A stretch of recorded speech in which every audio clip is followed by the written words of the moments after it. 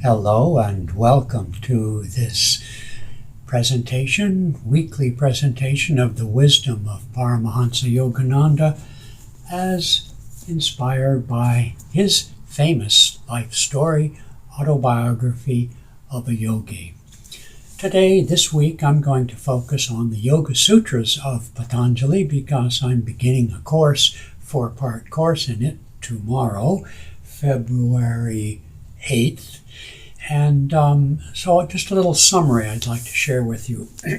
Yogananda features in two of his chapters the Yoga Sutras. In chapter 7, I joined the Swami order.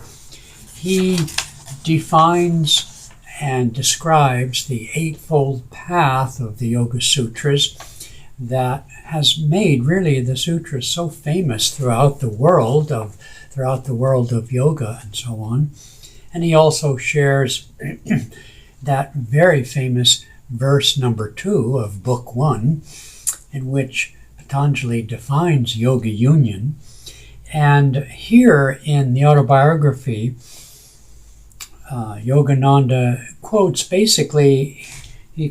essentially Swami Vivekananda's very famous book. Vivekananda put Raja Yoga and, in effect, Patanjali, as a consequence, on the Western map, with others, but especially Vivekananda, in his landmark book, Raja Yoga. Since that time, Swami Kriyananda's own book, Art and Science of Raja Yoga, has, if not eclipsed Vivekananda's, at least taken it to a new level, and you might say a more modern explanation. In any case, both books are classics in their own genre.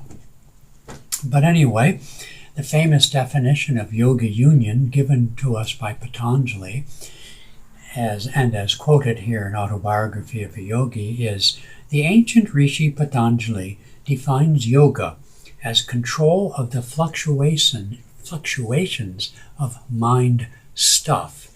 Now, that definition, which comes from Vivekananda, is not all that useful.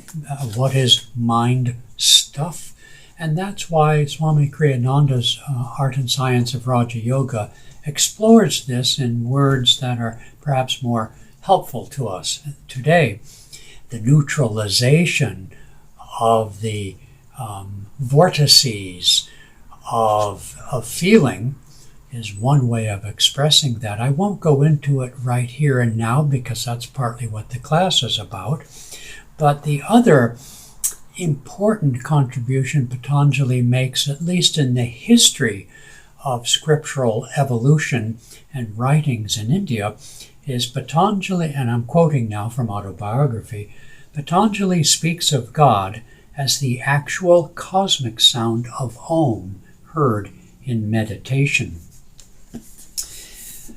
Patanjali's statement to that effect in the sutras has been a source of controversy in the Indian lineage of commentaries and philosophy since it was made.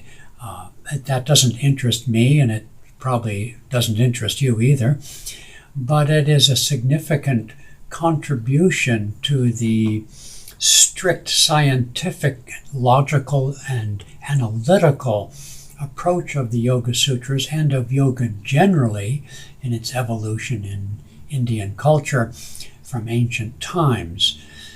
In fact, so much so that yoga was considered to be not atheistical, but certainly not devotional.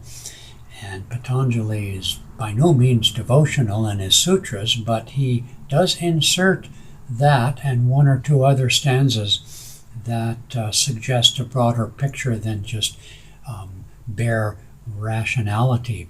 But his greatest contribution, however, when you pair it with the great tradition of India and the even greater tradition of the rishis of India and their teachings, is that he outlines the process by which our consciousness and how our consciousness can evolve and be focused in order to transcend its human limitations. And so it is validly and appropriately recognized by the great teachers of the modern times of yoga as an important contribution to the understanding of the value and the process of yoga. Okay, wish us luck with our class.